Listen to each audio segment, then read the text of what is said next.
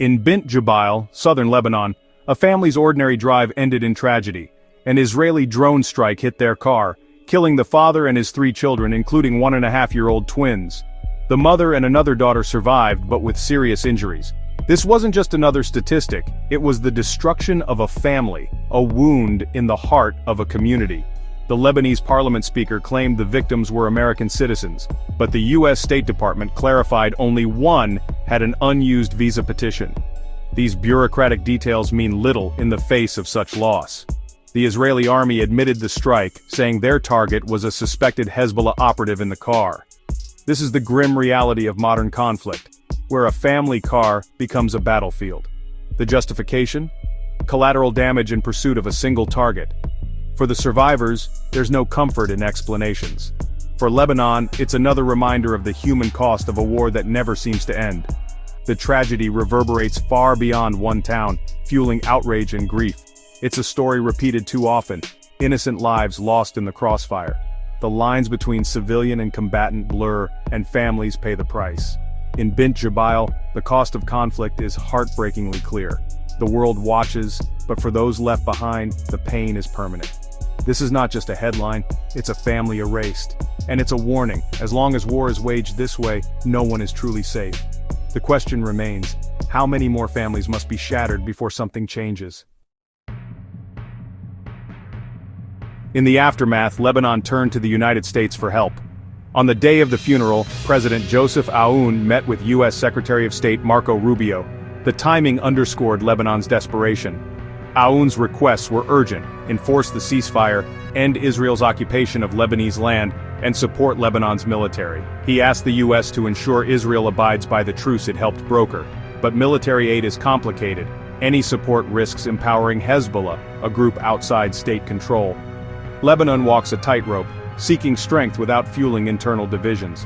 Aoun also called for U.S. backing of an international conference to rebuild Lebanon. Years of conflict and economic collapse have left the country in ruins. Prime Minister Nawaf Salam accused Israel of trying to keep civilians from returning home.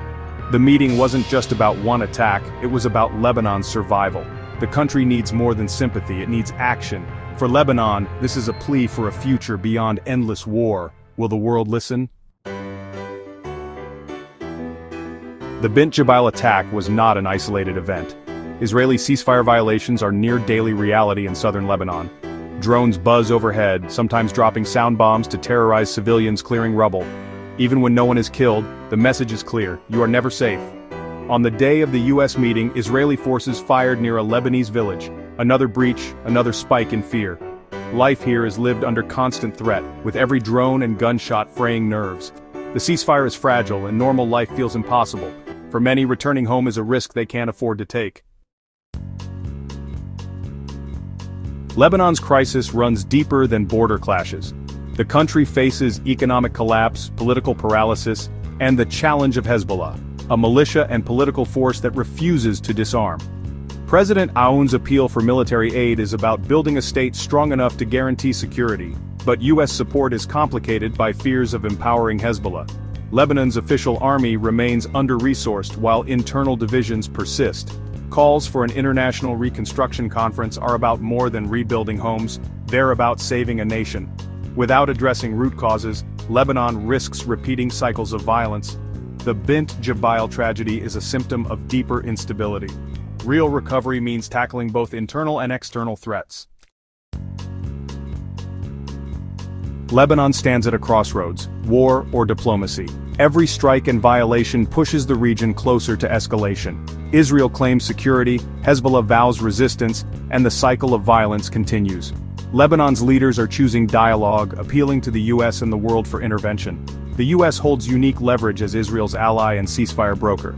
Will it enforce the rules it helped write or prioritize security over civilian lives? The answer will shape the region's future. True peace requires seeing the other side as human, not just an enemy. The tragedy in Bint Jbeil is a stark reminder of what's at stake. Until the cycle breaks, families will keep paying the price.